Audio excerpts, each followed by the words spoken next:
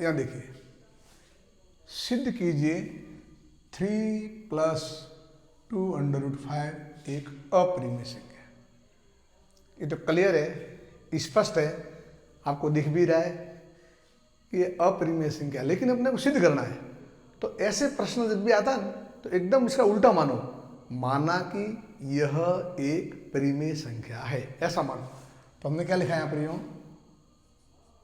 Suppose माना कि 3+2√5 एक क्या है, एक परिमेय संख्या है।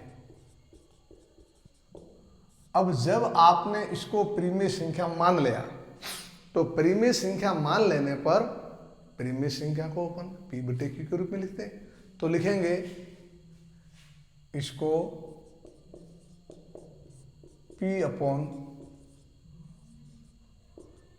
के रूप में लिखने पर, तो कैसे लिखा हमने, 3+2√5 इक्वल अपने A/B लिखा, लिख दिया, यानी P/Q के रूप में लिखा। अब आप क्या करो, यहाँ के बाद कुछ भी मत करो, यहाँ एकदम परिमेय संख्या कौन सी है, अलग से 3, इस 3 को उधर लेके जाओ। तो आप नेक्स्ट कदम बढ़ो, 2√5 क्या हो गया, A/B, समझ रहे हो, 3 इधर गए तो क्या हो गया, -3। घबराना नहीं है, समझना है, प्रयास करना है। बोर्ड में प्रश्न हमारा गलत नहीं जाना चाहिए। हमने 2√5 A/B -3 हो गए, अपन 1 लिख सकते हो।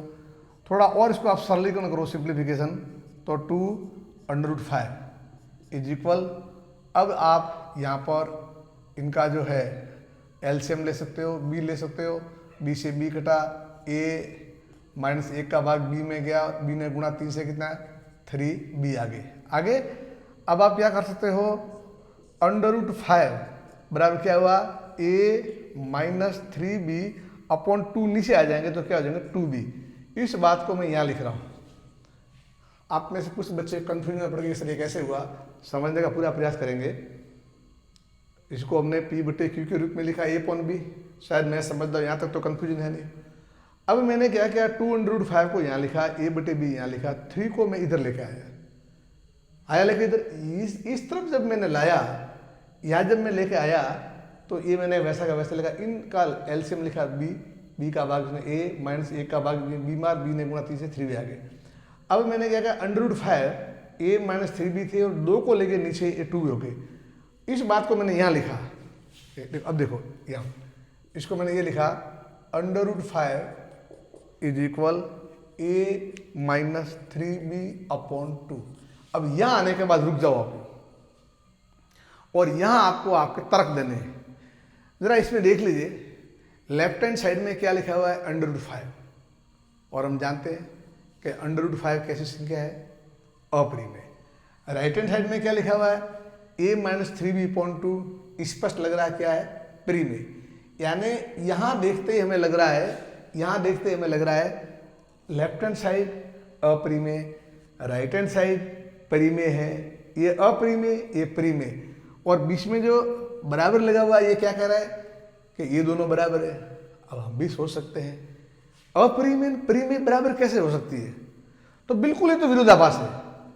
ये कैसी है, अपरिमेय, ये कैसी संख्या है, परिमेय, लेकिन ये क्या कह रहा है कि दोनों बराबर है। अरे भाई, परिमेय अपरिमेय बराबर कब हो सकती है, तो लिखेंगे ये जो एक विरोधाभास है, लिखेंगे जो एक विरोधाभास है। क्या है, का विरोधाभास है। फिर वही बात, ऐसा इसलिए हुआ कि हमने अवधारणा ही गलत मानी थी। कि क्या मानी थी, 3+2√5 एक क्या है, परिमेय संख्या है।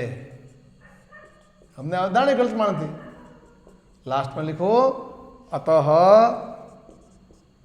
3+2 दिख रहा है ना, 3+2 √5 एक